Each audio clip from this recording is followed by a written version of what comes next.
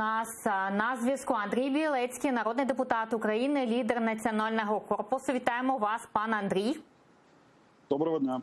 Пан Андрій, скажіть, будь ласка, чи задоволені ви тим, що NewsOne все ж таки скасував проведення так званого телемосту?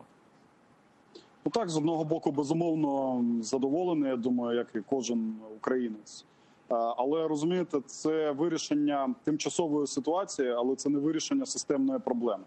Системна проблема полягає в тому, що Медведчук, який є, фактично, ні для кого не секрет, прямим агентом Росії, володіє більшою частиною новиневих каналів в країні.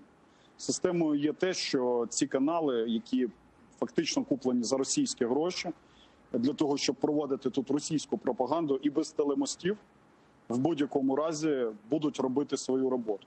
Тому ця ситуація, так, вона вирішена, але треба вирішити системно. Я вважаю, що треба, безумовно, президенту скликати засідання РНБО, безумовно, вводити в справу рішення, в хід пускати рішення Верховної Ради про відміну ліцензії NewsOne, можливо і інших каналів, які належать Медведчуку.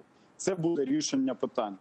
Буде рішенням питання, безумовно, відкриття кримінальних справ по державній зраді по відношенню до того ж самого Медведчука, Бойка, Службою безпеки України. Тому що ще декілька тижнів вони опиняться під депутатською недоторканністю. Є такі нагальні питання, я вважаю, і ця ситуація, вона не повністю вирішена, тому що це системна проблема.